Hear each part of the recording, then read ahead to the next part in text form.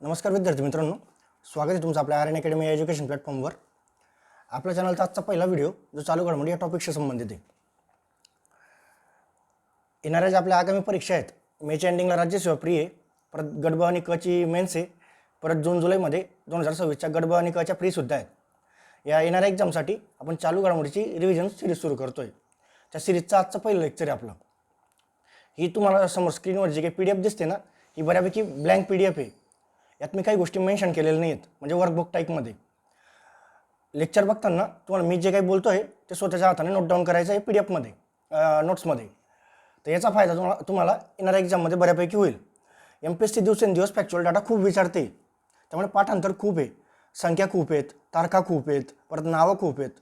तर आपण या रिव्हिजन सिरीजमध्ये जे महत्त्वाचे टॉपिक आहेत, जे सिलेबस जे आयोगाचे PYQ आणि सिलेबसला धरून आहेत, ते महत्त्वाचे टॉपिक कव्हर करण्याचा प्रयत्न करू। आता ही जी काही पहिल्या लेक्चरची PDF आहे ना, ही 4-5 पेजमध्ये अशा आपण 20, 25, 30 भाग करण्याचा प्रयत्न करू एक्झामपर्यंत। असे 100-125 पेज बी झाले ना तरी बऱ्यापैकी ते रिवाईज होऊन जातील। आणि सध्या MPSCचा जो करंटवर प्रश्न विचारण्याचा जो पॅटर्न आहे, तो जर बघितला तर तो बऱ्यापैकी 2-2.5 वर्षाचा सापडतो। तुम्ही 25चे गट ब चे आणि क चे जर पेपर बघितले तर त्यात काय होतं माहिती आहे का, MPSCने आता म्हणजे 25चा जर विचार केला गट ब आणि क चा, तर 5-6-15 आता प्रीचा बोलतोय मी, 15 पैकी 5-6 प्रश्न ते मागच्या 5-6 महिन्यावर विचारता, 2-4 प्रश्न आहे त्याच्या 1 वर्षापूर्वी विचारताय, आणि 2-3 प्रश्न फार 2-2.5 वर्षापूर्वीचे विचारताय। म्हणजे 2025च्या गटकाला तर 2-3 प्रश्न फार 23चे बी सापडतील। गट बला तर 22चा बी 1 प्रश्न आहे। तर MPSC असा पॅटर्न बऱ्यापैकी वापरते। मी असं नाही म्हणत की तुम्हाला 15 पैकी 15 मिळून जातील, पण आपण 9-10 मार्क मिळवण्याचा प्रयत्न करू। आणि जर मेन्सचा विचार करत असणार तर 10 पैकी 6-7 मार्क मिळवण्याचा आपण प्रयत्न करू। तुम्हाला या रिव्हिजन लेक्चरचा नक्कीच फायदा होईल। विनंती एवढीच असेल की लेक्चर बघताना ही PDF तुम्हाला पहिले प्रिंट करून घ्यायची। तुम्हाला ही PDF कुठे मिळेल, हे आमचं आर्यन अकॅडमीचं टेलिग्राम चॅनल आहे। एक सेकंड, हे आर्यन अकॅडमीचं टेलिग्राम चॅनल आहे, ते तुम्ही सर्च करा, ते वरती येऊन लागतं लगेच। तिथं फाईल्समध्ये जा, तिथं मी चालू घडामोडी रिव्हिजन भाग 1 म्हणून मराठीत लिहिलं आहे, तिथून ती डाउनलोड करून घ्या आणि प्रिंट करून घ्या। शक्यतो प्रिंट करूनच घ्या, थेट काही बघू नका। आणि तिथे जर PDF सापडली नाही तुम्हाला, हा 8698चा माझा नंबर आहे, याला पर्सनल मेसेज करा, मी तुम्हाला टाकून देईल। चला आपण लेक्चरला सुरुवात करूया। चालू घडामोडी रिव्हिजन भाग 1। आता या लेक्चरमध्ये मी मुद्दे कसे घेतलेत, आता समजून घ्या। एखादा मुद्दा असेल किंवा एखादा पॉईंट असेल, त्यातले जर 9-10 ओळी असतील, त्यातल्या मी फक्त महत्त्वाच्या 2-3 ओळी घेतल्यात, जे आपल्या परीक्षेच्या दृष्टिकोनातून महत्त्वाच्या आहेत। आणि यासाठी मी सोर्स काय ठेवला आहे, आयोगाचे PYQ। आता मी एक टॉपिक घेताना तुम्हाला समजावेलच मी हा टॉपिक काय घेतला, कसा घेतला आणि याला काय पार्श्वभूमी होती वगैरे वगैरे। चला, एक गोष्ट तुम्ही नेहमी लक्षात ठेवा, जगात तुम्ही कुठलीही स्पर्धा परीक्षा द्या, त्याचं अंतिम आणि शाश्वत ते PYQ असतं, हे तुम्ही नक्की नोट ठेवा। कारण PYQ वरच सर्व गोष्टी बऱ्यापैकी ठरत असतात। चला आपण सुरुवात करूया। पहिला मुद्दा, केंद्रीय माहिती आयोगाचे नवे मुख्य माहिती आयुक्त। काय मुद्दा आहे, केंद्रीय माहिती आयोगाचे नवे मुख्य माहिती आयुक्त चर्चेत होता। आता केंद्रीय माहिती आयोग, आता माहिती आयोग हा आपल्या सिलेबसचा पार्ट आहे। तुम्ही राज्यसेवा प्रीचा जर विचार केला ना, तो बिगर घटनात्मक आयोगावर येतो। कोणता टॉपिक बोललो, बिगर घटनात्मक आयोग। आणि जर तुम्ही ब आणि क च्या मेन्सचा विचार केला ना, तर त्यांनी स्पेशली 2-3 मार्काला तो सिलेबसला देऊन दिलेला आहे। म्हणून हा महत्त्वाचा टॉपिक आहे, हा आपल्या सिलेबसचा महत्त्वाचा टॉपिक आहे, म्हणून ते खूप महत्त्वाचं आहे। चला, केंद्रीय माहिती आयोगाचे नवे मुख्य माहिती आयुक्त कोण आहे, राजकुमार गोयल। कोण आहेत, राजकुमार गोयल। ही रिकामी जागा इथं असं तुम्हाला भरायचं आहे, राजकुमार गोयल। राजकुमार गोयल कितवेत ते, 13वे। कितवेत ते, 13वे। एक सेकंड, मला एक खोडून घेऊ द्या।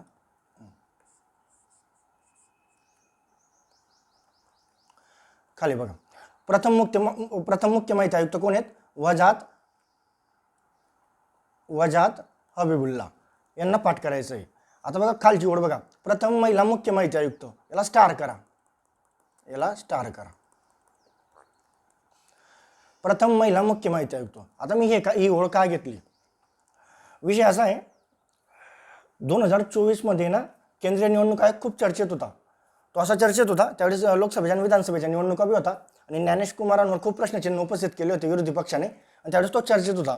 तर MPSCने काय केलं होतं माहिती का, 2024ला गट ब चा प्रीला त्यांनी ना मुख्य माहिती आयुक्त मुख्य निवडणूक आयुक्तांनी विचारले, पहिल्या महिला मुख्य निवडणूक आयुक्त विचारून घेतल्या होत्या आणि ते कुठं दिलेलं होतं, लक्ष्मीकांत सरांच्या बुकच्या मागे ना बॉक्स दिलेले आहेत, तिथं सर्व आयोगांचे अध्यक्ष दिलेले आहेत, अध्यक्ष उपाध्यक्ष दिलेले आहेत, घटनात्मक तसेच बिगर घटनात्मक. तिथून MPSCने प्रश्न विचारला होता.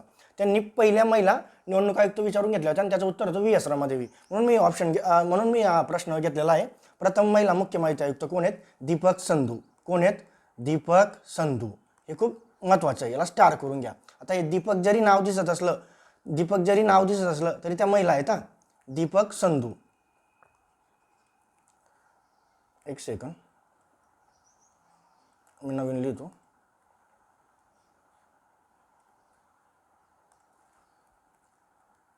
दीपक संधू 2013 मध्ये होत्या त्या. केव्हा होत्या? 2013 मध्ये. आता माझ्या इथं लिहायचं राहून गेलो, तुम्ही इथं 12वी बी लिहून घ्या कोपऱ्यात. 12वे कोण होते? हिरालाल समरिया. कोण होते? हिरालाल समरिया.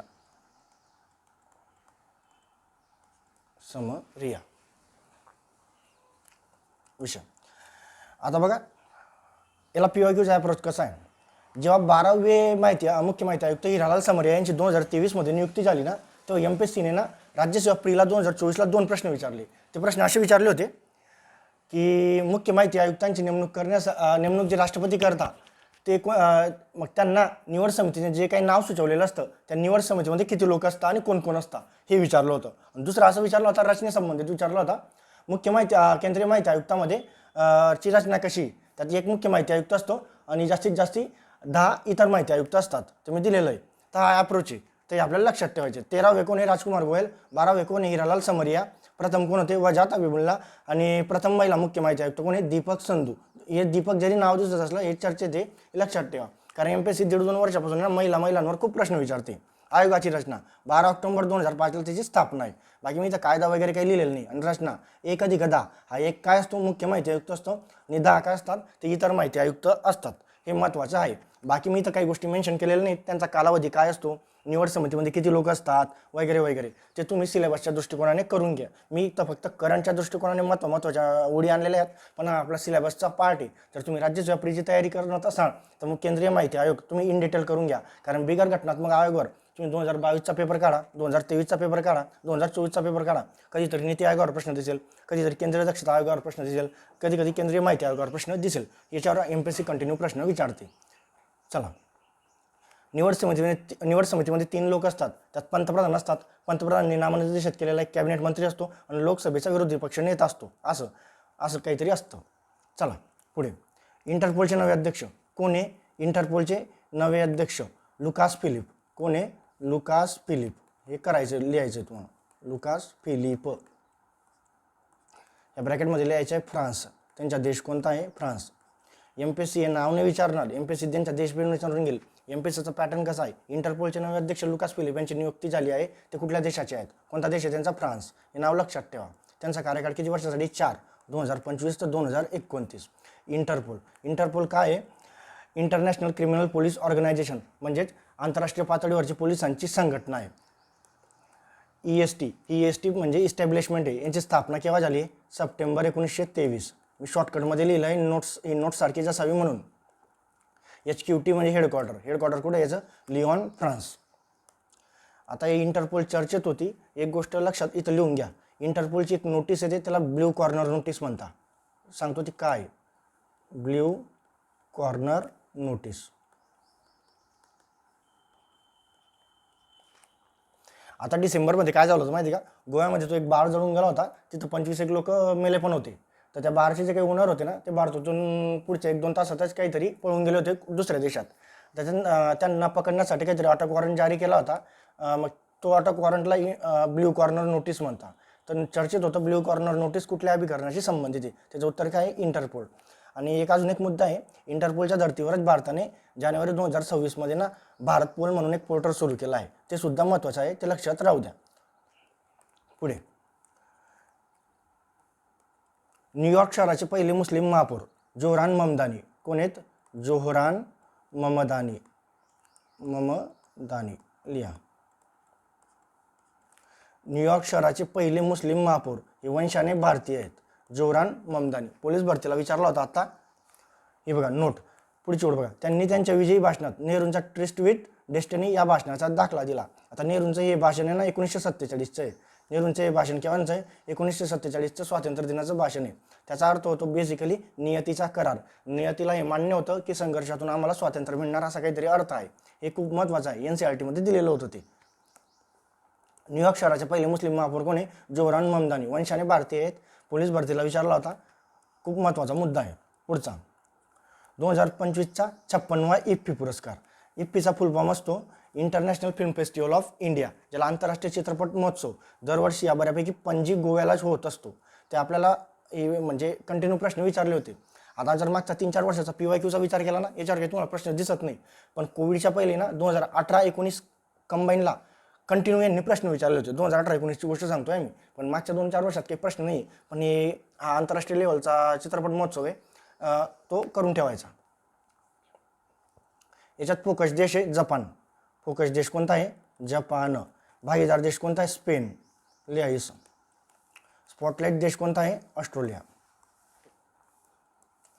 आता यांच्यात ज्या काही श्रेणी असतात त्या श्रेणी अशा आहेत, जसं बघा चित्रपटाचे कुठले बी जे पुरस्कार असतात त्यात सर्वोत्कृष्ट चित्रपट असतो, दिग्दर्शक असतो, अभिनेता असतो, सहाय्यक अभिनेता असतो, अशा काहीतरी श्रेणी म्हणजेच प्रकार असतात. तर याच्यात आहे ना जो सर्वोत्कृष्ट चित्रपट असतो त्याला ना सुवर्ण मयूर म्हणतात, म्हणजे गोल्डन पिकॉक. जो सर्वोत्कृष्ट दिग्दर्शक असतो ना त्याला रजत मयूर म्हणतात, म्हणजे सिल्वर पिकॉक. आणि जो लाईफ टाईम अचिव्हमेंट असतो ज्याला सत्यजित रे जीवन गौरव असं नाव देण्यात आलं आहे. इथं मी काही सर्वोत्कृष्ट अभिनेता आणि अभिनेत्री काही लिहिलेलं नाही आहे. मला हे 3 महत्त्वाचे वाटले म्हणून मी लिहिलेले आहेत. सर्वोत्कृष्ट चित्रपटाचा सुवर्ण मयूर पुरस्कार कोणाला मिळाला आहे? Skin of youth. कोणाला मिळाला आहे? Skin of youth. हे तुम्हाला लिहायचं आहे, पाठ करायचं आहे. सर्वोत्कृष्ट दिग्दर्शकाचा रजत मयूर संतोष डावकर. कोणाला मिळाला आहे? संतोष डावकर. यांचा मराठी चित्रपट आहे गोंधळ. गोंधळ. सत्यजित रे जीवन गौरव पुरस्कार रजनीकांत. कोणाला मिळाला आहे? रजनीकांत.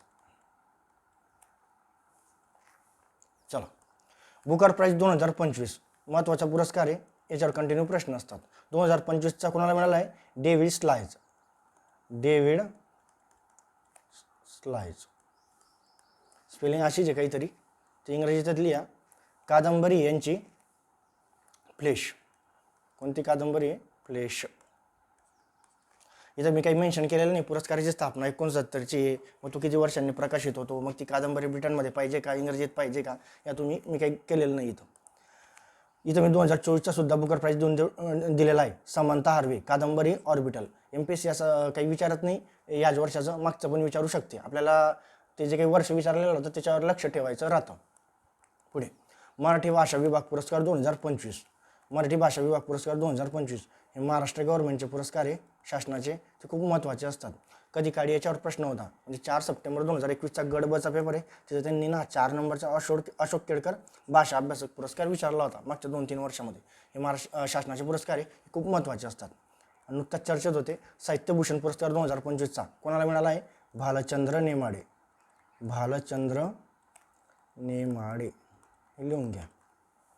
विंदा करंदीकर जीवन गौरव पुरस्कार श्रीनिवास कुलकर्णी. कोणाला मिळाला आहे? श्रीनिवास कुलकर्णी.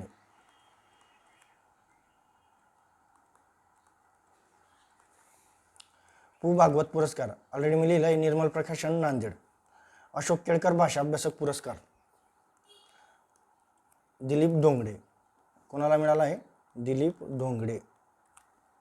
डोंगडे हा ते डोंगडे. कविवर्य मंगेश पाळगावकर भाषा संवर्धन पुरस्कार विनोद कुलकर्णी.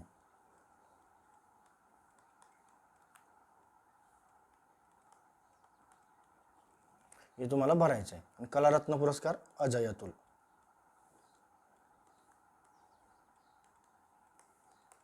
हे तुम्हाला पाठ करून ठेवायचं.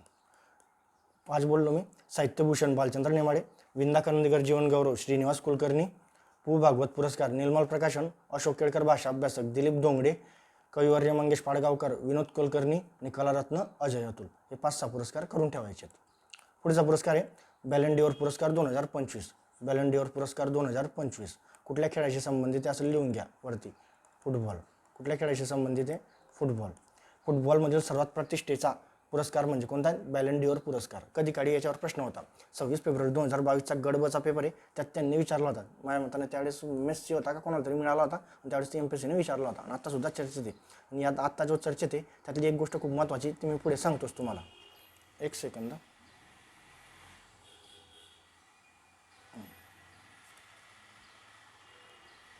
बॅलन डी ऑर पुरस्कार 2025 इथं लिहून घ्या. फुटबॉल खेळाशी संबंधित आहे. सर्वात प्रतिष्ठेचा पुरस्कार 2025चा कोणाला मिळाला? उस्मान डेम्बले. कोणाला मिळाला? उस्मान डेम्बले. आणि या ब्रॅकेटमध्ये लिहायचे त्याचा देश कोणता आहे? फ्रान्स. त्याचा संघ आहे पॅरिस सेंट. आता MPSC कन्फ्यूज करू शकते. कधी कधी कोणाला मिळाला असा पण पुरस्कार विचारू शकते.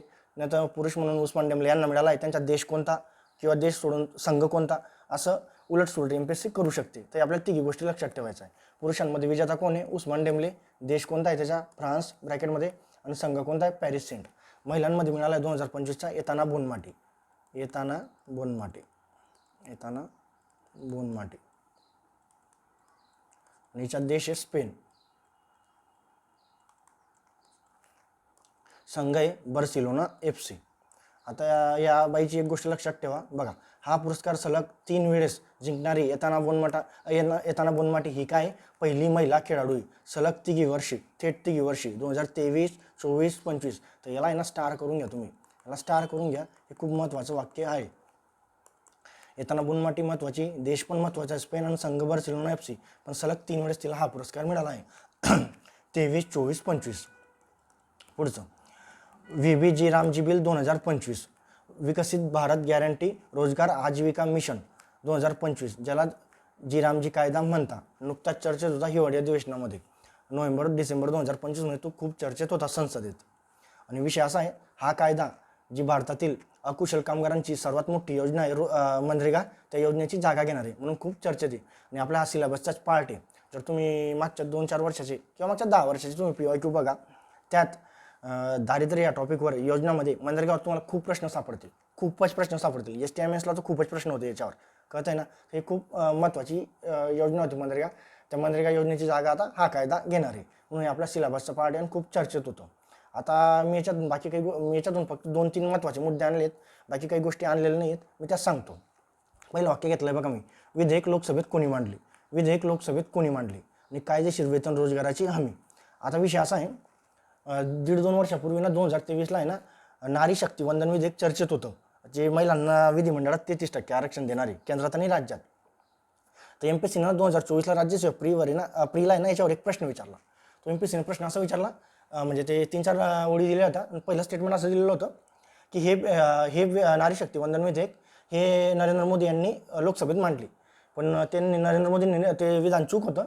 ते विधेयक आहे ना अर्जुनराम मेघवाल यांनी मांडलं होतं. म्हणून MPSCनं पॅटर्न बदलते. म्हणजे बऱ्यापैकी पॅटर्न बघा तुम्ही PYQ बघा. म्हणून मी हे चर्चेत होतं. म्हणजे याच्यावर संसदेत खूप विरोधी पक्षाने खूप आवाज पण उठवला होता. म्हणून हे चर्चेत होतं म्हणून ही ओळ घेतली. विधेयक लोकसभेत कोणी मांडले? शिवराज सिंग चौहान. कोणी मांडले? शिवराज सिंग चौहान. नरेंद्र मोदी नाही. हे लक्षात ठेवा. शिवराज सिंग चौहान जे ग्रामीण विकास मंत्री. पुढे कायदेशीर वेतन रोजगाराची हमी. यात किती दिवस म्हटलंय त्यांनी? 125. 125. तर हे महत्त्वाचं आहे. आता बघा इथं जागा दिसते ना, इथं मी लिहून घ्या. मनरेगा योजना इन डिटेल करून ठेवायची आहे. भले मनरेगाची जागा ही योजना घेत असली तरी मनरेगावर MPSC प्रश्न विचारू शकते. कारण मनरेगा योजनेमुळे भारतातील खूप मोठा जो ग्रामीण भाग होता तो अकुशल कामगारांचा तो व्यापला गेला होता. आणि मनरेगा योजनेचं खूप मोठं योगदान बी भारतात. मग मनरेगा तुम्हाला योजना डिटेलमध्ये करून ठेवायची. कायदा केव्हाचा होता? सप्टेंबर 5चा. परत सुरुवात केव्हा झाली? 2 फेब्रुवारी 2006ला. म्हणजे 1 एप्रिल 2008ला संपूर्ण देशात सुरू झाली. परत गांधींचं नाव केव्हा देण्यात आलं? मग तरतूद काय होती? आता बघा मी इथं काही गोष्टी मेन्शन केलेल्या नाहीत. जसं मनरेगा योजनेमध्ये ना 100% केंद्राचा वाटा होता, तर तो या योजनेमध्ये ना 60-40 आहे. तर मी ह्या गोष्टी काही मेन्शन केलेल्या नाहीत. मग मनरेगामध्ये ग्रामपंचायतीचे अधिकार काय होते? महिलांना आरक्षण कसं होतं? या गोष्टी ज्या आहेत ना त्या तुम्ही इन डिटेल वाचून ठेवा. या दोघी योजना करून ठेवा. विकसित भारत बी आणि मनरेगा बी. ते आपल्या सिलेबसचा पार्ट आहे. पुढचं माधव गाडगीळ. पर्यावरण तज्ज्ञ माधव गाडगीळ यांचं निधन झालं आहे जानेवारी 2026मध्ये. पर्यावरण क्षेत्रातील खूप मोठं व्यक्तिमत्व आहे. आता बघा, माधव गाडगीळ यांच्याशी फक्त मी 2 ते 3 घटना घेतल्या तिथं. ही पहिली ओढलेली 2010च्या पश्चिम घाट तज्ज्ञ समितीचे अध्यक्ष होते. परत त्यांचे काहीतरी बुक्स घेतलेत आणि पुढे पुरस्कार घेतलेत. हे महाराष्ट्रातलं खूप मोठं व्यक्तिमत्व होतं. महाराष्ट्र काय देशातलं खूप मोठं व्यक्तिमत्व होतं. पर्यावरण क्षेत्रात त्यांचं खूप मोठं काम आहे. पण विषय MPSCचा पॅटर्नचा आपला आता अभ्यासाच्या दृष्टिकोनाने विचार करा. मी इथं बाकी काही गोष्टी मेन्शन केलेल्या नाहीत. त्यांचा जन्म पुण्याचा आहे, मग मृत्यू कुठं झाला, परत ते शिकले कुठं, परत ते शासनामध्ये काही पदं त्यांनी भूषवले आहेत का, मी इतकं काही लिहिलेलं नाही आहे. विषय असा आहे, आता MPSCचा विचारण्याचा पॅटर्न बघा. MPSCने 2024च्या गट बला काय केलं माहिती आहे का? एक प्रश्न विचारला. 2023चा जो साहित्याचा नोबेल होता तो जॉन फासे या व्यक्तीला मिळाला होता. 2024च्या गट बला MPSCनं ना त्याचे पुस्तक विचारून घेतले, बुक्स विचारून घेतले, बरोबर. आणि तिथं बुक्स विचारले आणि आपण काय पाठ करतो माहिती आहे का? जनरली साहित्याचा नोबेल कोणाला मिळाला, त्याचा देश कोणता आहे, तो पहिला दुसरा आहे का, एवढंच पाठ करतो. काही त्याची इतर पुस्तकं काही पाठ करत नाही. 2000 गट बला जेव्हा तो प्रश्न MPSCने विचारला ना, ते पुस्तक काही बऱ्यापैकी लोकांनी काही वाचलेलं नव्हते. पण विषय असा आहे, नशिबाने तिथं त्याचं उत्तर वरीलपैकी सर्व आयोगाने देऊन दिलं आणि आपलं पण लागून गेलं. म्हणजे माझं तरी लागलं होतं. नंतर पण 2025ला काय केलं MPSCने, राज्यसेवा प्रीला निसर्ग कवी म्हणून मारुती चितमपल्ली होते बघा, ते सुद्धा आता मागच्या वर्षी वारले. मग म्हणजे 2-3 महत्त्वाचे व्यक्ती वारले होते. एक जयंत नारळीकर होते, एक मारुती चितमपल्ली होते. पण MPSCने जो प्रश्न विचारला ना, मारुती चितमपल्लीवर विचारला. मग मारुती चितमपल्लींचं आपण बऱ्यापैकी वाचलेलं होतं, पण आपण फक्त ना त्यांचं आत्मचरित्र पाठ केलेलं होतं, चक्कचंदन म्हणून. पण त्यांनी फुलवंती, काहीतरी जंगलाचा राजा, असं काहीतरी वेगवेगळ्या पुस्तकांचे नावं देऊन दिले आणि तिथं ना MPSCने ना घडवून दिलं. तो विषय असा झाला, तिथं MPSCने फक्त काहीतरी अबका उत्तर दिलं होतं, वरीलपैकी सर्व नाही दिलं होतं आणि तो माझा चुकला होता. तर MPSC बऱ्यापैकी हा पॅटर्न फॉलो करते. तर आत्ता चर्चेतले व्यक्तिमत्व खूप आहेत. या 1.5-2 वर्षापूर्वी मनमोहन सिंग विचारायचे बाकी आहेत MPSC, ते सुद्धा वारले. परत जयंत नारळीकर बोललो मी, परत हे माधव गाडगीळ झाले, असे खूप मोठे मोठे व्यक्तिमत्व आहेत. तर मला माधव गाडगीळ यांचं फक्त पुस्तकं करायचं वाटलं आणि पुरस्कार तर मी एवढे लिहिलेले आहेत. तुम्हाला वाटत असेल एक्स्ट्राची माहिती लिहायची तर तुम्ही ती लिहून घ्या किंवा वाचून घ्या. पहिली ओळ बघा, 2010च्या पश्चिम घाट तज्ज्ञ समितीचे अध्यक्ष होते. आता MPSCचा PYQ आहे, याला पाठ करा, याला पाठच करा तुम्ही. 2010च्या पश्चिम घाट तज्ज्ञ समितीचे अध्यक्ष होते. मग 2012 का 13मध्ये त्याने पश्चिम घाटाला आपलं सह्याद्री पर्वताला त्यांनी इको सेन्सिटिव्ह झोन म्हणून काही घोषित केलं, असं काहीतरी आहे ते.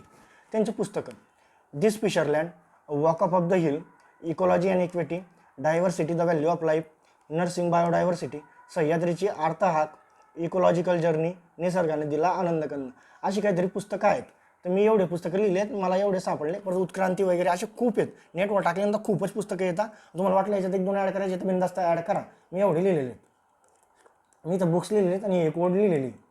परत यांचे पुढं पुरस्कार आता इथं मी लिहिलेले आहेत पद्मश्री, पद्मभूषण आणि युनायटेड नेशन एन्व्हायरमेंट प्रोग्रामचा चॅम्पियन ऑफ द अर्थ. आता इथं आपल्याला वर्ष लिहायचे, ही जी रिकामी जागा दिसते तिथं. आता हे का पाठ करायचं माहिती आहे का? परत मी तुम्हाला एक PYQचा दाखला देतो बघा. 2024च्या गड राज्यसेवा प्रीला MPSCने काय केलं, त्यांनी वारली चित्रकलेचे जनक आहेत जीवा सोमामसे यांच्यावर प्रश्न विचारला आणि त्यांना असा प्रश्न विचारला, त्यांना नेमके कोणते पुरस्कार मिळाले आहेत. आणि ऑप्शनमध्ये पर्यायामध्ये MPSCने काय दिलं, पहिल्याच ऑप्शन ना पद्मभूषण देऊन दिलं होतं, दुसरं पद्मश्री होतं आणि तिसऱ्या 14 काहीतरी लोकल पुरस्कार होते. तो विषय काय, जीवा सोमामसेंना फक्त पद्मश्री मिळाला होता, पद्मभूषण मिळाला नव्हता. तर हे मी कधी वाचलेलं होतं 2018-19ला, तर म्हणून हे खूप चर्चेचं होतं.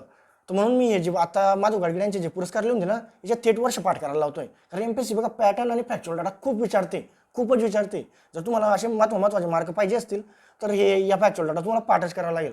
आणि याला पाठांतराशिवाय मला तर नाही वाटत काही पर्याय नाही. कारण तुम्ही लॉजिक लावणार काय लावणार, कारण किती लोक असतात. आता माधव गाडगीळ आहेत, जयंत नारळीकर आहेत, परत MS स्वामीनाथन होते.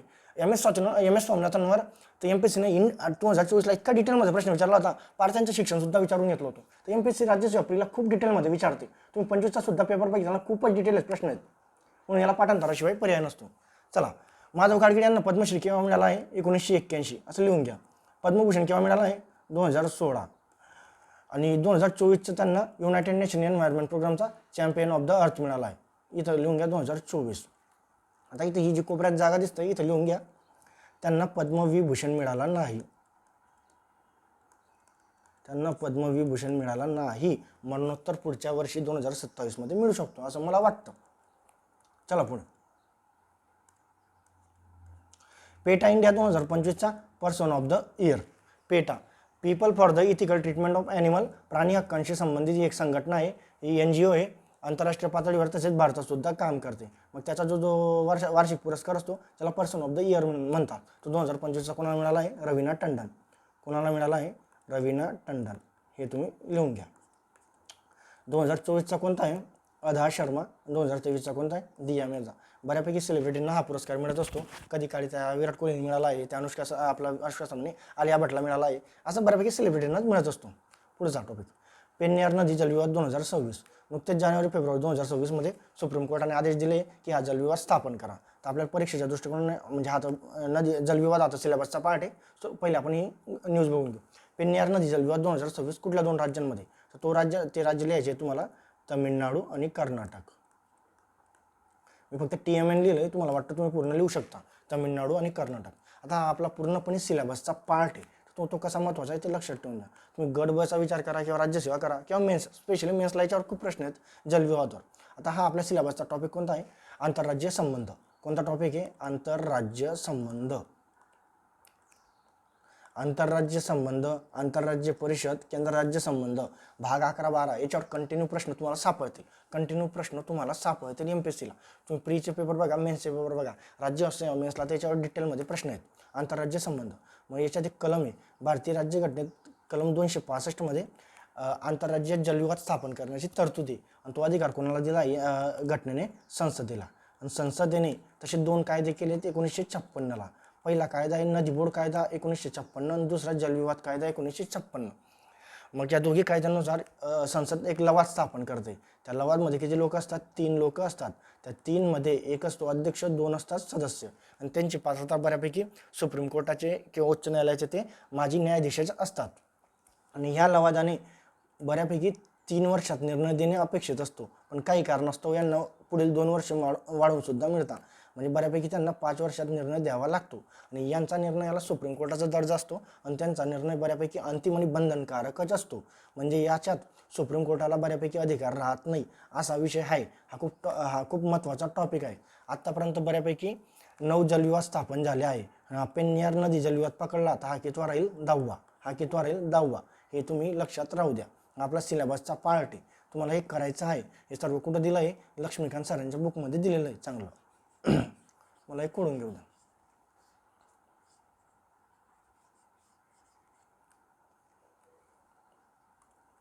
आता हा पेन्नियार नदी जलविवाद किती आहे? 10वा. असं इथं ब्रॅकेट करून लिहून घ्या.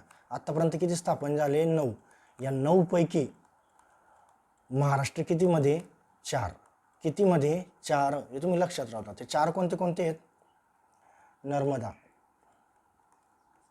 गोदावरी, कृष्णा आणि मांडवी, म्हणजे त्याला महादाई बी म्हणतात. या 4 मध्ये. आता खरं बघायला गेलं तर 5 मध्ये, कारण कृष्णावाले डबल आहे. काहीतरी कृष्णा 1969चा आणि दुसरा 2004चा आहे. तर हे तुम्हाला लक्षात राहू द्यायचं आहे. आणि महाराष्ट्र किती जलविवादमध्ये? हे MPSCने केव्हा विचारलं होतं माहिती आहे का? 2022ची गट बच्या मेन्सला विचारलं होतं. जो तेव्हा सेपरेट पेपर व्हायचा. 50 मराठी राहायचं, 30 इंग्रजी राहायचं आणि 20 करंट वगैरे राहायचं. त्यात त्यांनी विचारलं होतं. हे किती आहेत? 9. हा पेन्नियार नदी किती आहे? 10वा. तर हे तुम्हाला लक्षात ठेवायचं आहे. मी खोडून जातो.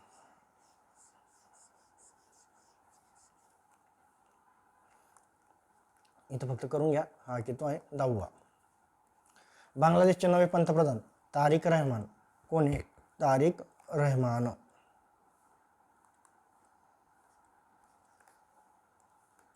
पक्ष आहे त्यांचा BNP. BNPचा तुम्हाला फुल फॉर्म लक्षात ठेवायचा. Bangladesh nationalist party. पुढचं बघा. त्यांच्या शपथविधी समारंभास भारत सरकारचे प्रतिनिधी म्हणून कोण गेले होते? ओम बिर्ला. कोण गेले होते? ओम बिर्ला. नरेंद्र मोदी नव्हते. MPSC कन्फ्यूज करू शकते. महाराष्ट्रातील पहिले जातमुक्त गाव कास्प्री कोणतं आहे? सौंदाळा. चर्चेत होतं 2-3 महिन्यापासून. टेलिग्रामवर खूप चालत होतं. तालुका यांचा नेवासा. कोणता आहे? नेवासा. जिल्हा आहे अहिल्यानगर. आणि सरपंच आहे शरद अरगाडे. हे तुम्हाला करून ठेवायचं. शरद अरगाडे. मूलभूत हक्काशी संबंधित महत्त्वाचा टॉपिक आहे. कलम 14, 15, 16, 17 करून ठेवायचे. BMC निवडणुकीतील नवीन मशीन कोणतं आहे? पाडू. जे चर्चेत होतं आता मागे मुंबई महानगरपालिकेच्या निवडणुका झाल्या त्यावेळेस ते चर्चेत होतं. त्यावेळेस हे विरोधी पक्षवाल्यांनी यांच्यावर आवाज उठवला होता या मशीनवर. मग आपल्याला जे पाडूचं संक्षिप्त रूप लक्षात ठेवायचं आहे, फुल फॉर्म प्रिंटिंग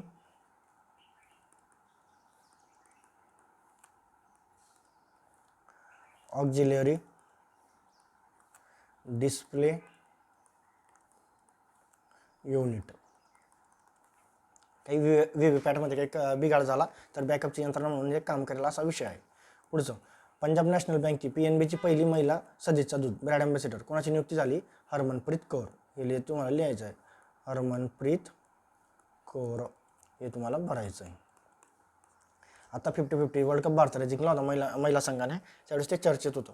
मग हिचं काहीतरी मूळ राज्यच पंजाब आहे, मग हिला पहिली महिला ब्रँड अँबॅसेडर बनवलं होतं आणि इतिहासात ते PNBची पहिली महिला बनली आहे म्हणून ते खूप महत्त्वाचं आहे. 1.5-2 वर्षाचे MPSC खूप प्रश्न विचारते पहिली महिला म्हणून ते चर्चेचा मुद्दा होता. अशी आपण पूर्ण 4 पेजची नोट्स भरलेली आहे.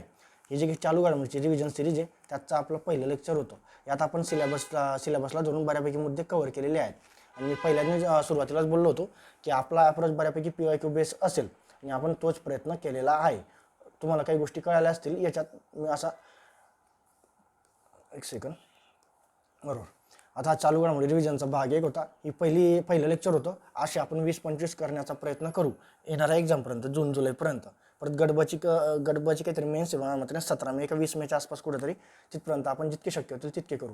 मेन्सचा असेल तर 10 पैकी आपण 5-7 मार्क मिळवण्याचा प्रयत्न करू. मी असं नाही म्हणत की 10 पैकी 10 मिळून जातील, पण आपण तितका तरी प्रयत्न करू.